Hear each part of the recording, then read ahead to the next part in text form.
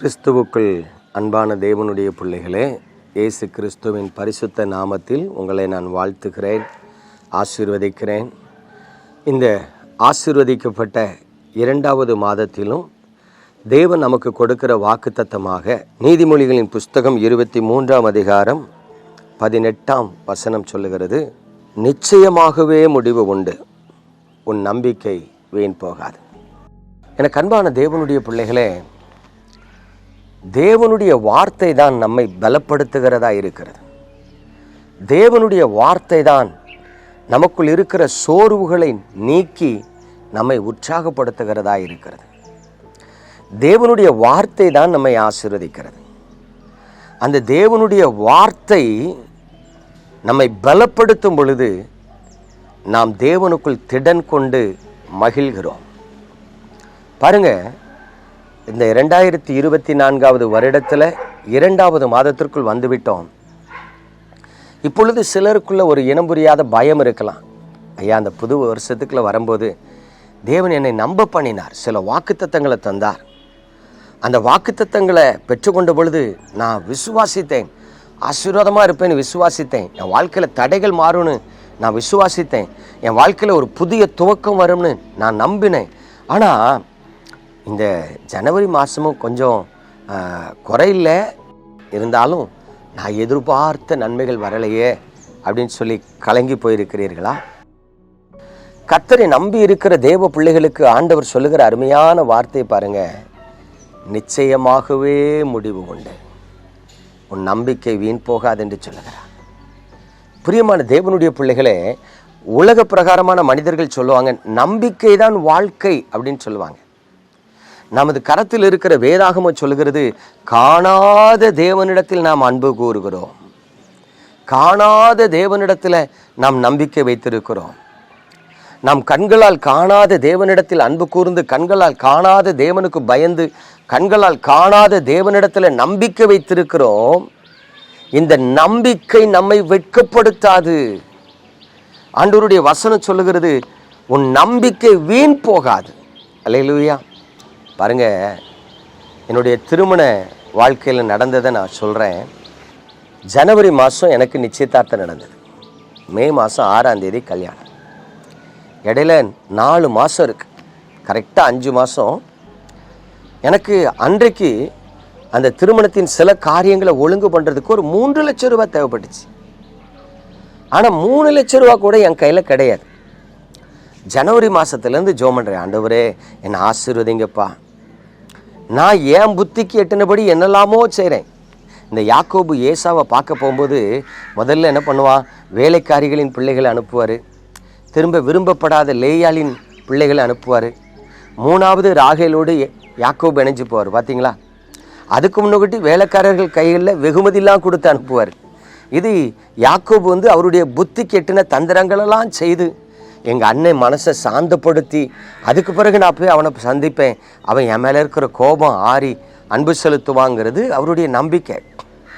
அதே போல தான் நானும் தேவ சமூகத்தில் ஒரு 3 லட்சம் ரூபா கேட்டு ஜெபம் பண்ணிட்டு இருக்கிறேன்.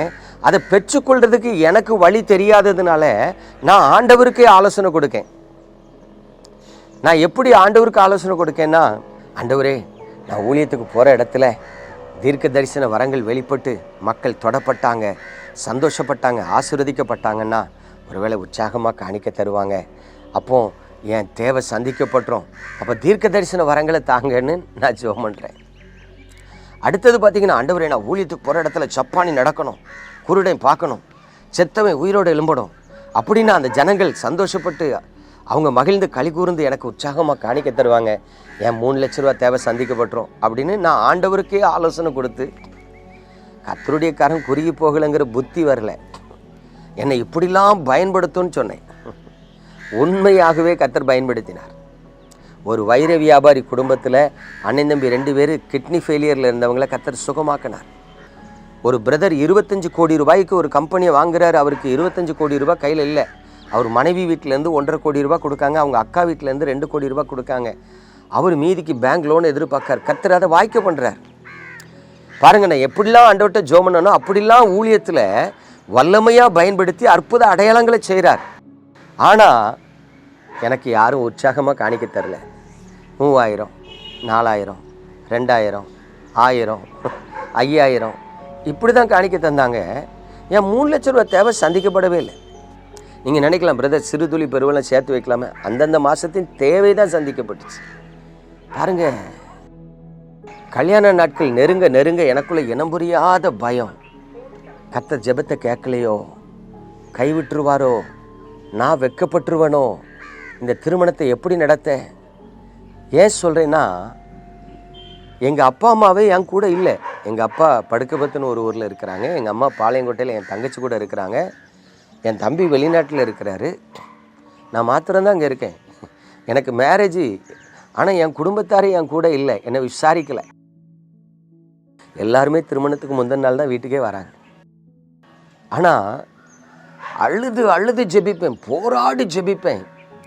ஒரு கட்டத்தில் நினச்சேன், சரி உனக்கெல்லாம் திருமணம் வேண்டாம்ப்பா, பேசாம நீ கர்த்தருடைய ஊழியக்காரனா அன்னகராக இருந்து ஊழியம் செய் அப்படிங்கிற மனநிலைக்கு வந்துட்டேன். ஆனால் கர்த்தர் எப்படி கிரியை செய்தார் தெரியுமா? கரெக்டாக திருமணத்துக்கு முந்தின நாள் ஒரு அண்ணனை வீட்டுக்கு அனுப்பி விடுறார். அந்த அண்ணன் வந்து கேட்குறாங்க, என்ன பலன், வீட்டில் ஒரு டெக்கரேஷன் இல்லை, மேரேஜ் நீங்கள்? அப்போ நான் சொன்னேன், அண்ணே ஆண்டவர்கிட்ட ஜெபம் பண்ணிகிட்டு இருக்கிறேன், அவரே அமைதியாக இருக்கார், நான் என்ன செய்ய முடியும், நானும் சும்மா இருக்கேன். சரி, அவர் நடத்தினா நடத்துகிறார், நடத்தலைன்னா பரவாயில்ல. அவர்கிட்ட நான் அப்படி சொல்லும்போது அவர் சொல்கிறார், ஏய் நீ வா, என் கூட வான்னு சொல்லி அவர் பைக்கில் அவருடைய தம்பி வீட்டுக்கு கூப்பிட்டு போய் தம்பியும் அண்ணனும் டிஸ்கஸ் பண்ணாங்க. பாலனுக்கு நாளைக்கு மேரேஜ், ஒன்றுமே செய்யாமல் இருக்கேன், என்ன பண்ணலாம். என்கிட்ட விசாரித்தாங்க, எவ்வளோ திருமண கார்டு அடிச்சிங்க? 1400 கார்டு. ஓகே, நீங்கள் வீட்டுக்கு போங்க, நாங்கள் பார்த்துக்குறோம். எனக்கு ஒன்றும் புரியலை. நான் சரின்னு வீட்டுக்கு வந்தேன். வந்து அரை மணி நேரத்தில் பார்த்தீங்கன்னா ஒரு குட்டியான வருது. பாக்ஸ் வச்சுட்டு நல்ல ஸ்பீக்கர் அரேஞ்ச் பண்ணுறாங்க. ஒரு 407 வருது, வாழை மரம் நட்டுறாங்க, பந்தல் போடுறாங்க. பிரியமான தேவனுடைய பிள்ளைகளே, அவங்க 2 பேரும் முன்னாடி நின்று என்கிட்ட ஒரு பைசா கேட்கல, எல்லாமே அவங்க செலவழித்தாங்க. அற்புதமாக தேவன் என்னுடைய திருமணத்தை நடத்தி முடித்தார். பாருங்கள், ஜனவரி, பிப்ரவரி, மார்ச், ஏப்ரல் 4 மாதம் கண்ணீர் விட்டு அழுது ஜெபித்த ஜெபத்தை கேட்டு 5வது மாதம் 6ஆம் தேதி கடைசி நேரத்தில் 2 மனிதர்களை எழுப்பி என் தேவைகளெல்லாம் சந்தித்து அற்புதமாக என் திருமணத்தை நடத்தி வைத்தார். அதனால தான் நான் தைரியமாக சொல்கிறேன், நிச்சயமாக முடிவு உண்டு. தேவனை நம்பி இருக்கிற உங்கள் வாழ்க்கையில், கர்த்தருக்கு காத்திருக்கிற உங்கள் வாழ்க்கையில், கர்த்தரிடத்தில் அழுது புலம்பிக் கொண்டிருக்கிற உங்கள் வாழ்க்கையில் உங்கள் நம்பிக்கை வீண் போகாது. ஒரு நாளுக்கு முந்தி கூட கர்த்தரால் அற்புதம் செய்ய முடியும். ஆகவே எனக்கு அன்பான தேவனுடைய பிள்ளைகளை, சோர்ந்து போகாதீங்க, பயப்படாதீங்க, பின்னிட்டு திரும்பாதீங்க, கர்த்தரை உறுதியாக பிடிச்சிக்கிடுங்க. நம்மை ஆசீர்வதிக்கிற தேவன் நம்மோடு கூட இருக்கிறார். நம்மை காண்கிற தேவன் நம்மோடு இருக்கிறார். அவர் உங்களை கைவிடவே மாட்டார். அவர் ஒருபோதும் உங்களை மறக்கவும் மாட்டார். ஆகவே எனக்கு அன்பான தேவனுடைய பிள்ளைகளே, இந்த பிப்ரவரி மாதத்தில் தேவன் உங்களுக்கு சொல்லுகிறார், நிச்சயமாக முடிவு உண்டு, உன் நம்பிக்கை வீண் போகாது. நம்ம ஜெபிப்போமா? எங்கள் அன்பின் பரலோக தகப்பனே, பரிசுத்தமான இந்த நல்ல காலை வேளையில் உமது கிருபையுள்ள கரத்தில் உமது பிள்ளைகளை தருகிறேன். ஒவ்வொருவருக்கும் என்னென்ன பிரச்சனையோ எனக்கு தெரியாது, ஒவ்வொருவருக்கும் என்னென்ன தேவையோ எனக்கு தெரியாது. ஒவ்வொருவரும் எதற்காக தேவ சமூகத்தில் காத்திருந்து அழுது புலம்பிக் கொண்டிருக்கிறார்களோ எனக்கு தெரியாது. ஆண்டவரே, நீர் ஆசீர்வதிக்கிறவர், ஆண்டவரே நீர் கண்ணோக்கி பார்க்கிறவர், ஆண்டவரே நீர் உமது முகத்தை பிரகாசிக்க பண்ணுகிறவர், ஆண்டவரே இப்பொழுதும் உங்கள் பரிசுத்த நாமத்தில் உமது பிள்ளைகளை நான் வாழ்த்துகிறேன். எனக்கு அற்புதம் செய்தது போல உமது பிள்ளைகளின் நம்பிக்கை வீண் போகாதபடி நீர் அவர்களுக்கு அற்புதம் செய்வீராக, அவர்களை ஆசீர்வதிப்பீராக, உங்கள் நாமத்தை மகிமைப்படுத்துவீராக, உமது இரக்கத்தை காண்பிப்பீராக, நன்மையினாலும் கிருபையினாலும் இரக்கத்தினாலும் முடிசூட்டுவீராக. இயேசு கிறிஸ்துவின் பரிசுத்த நாமத்தில் ஜெபித்து ஆசீர்வதிக்கிறேன் நல்ல பிதாவே, ஆமென். பிரியமானவர்களே, ஆண்டவர் சொல்கிறார், உன் நம்பிக்கை வீண் போகாது. கர்த்தர் உங்களோடு இருந்து உங்களை ஆசீர்வதிப்பார். God bless you.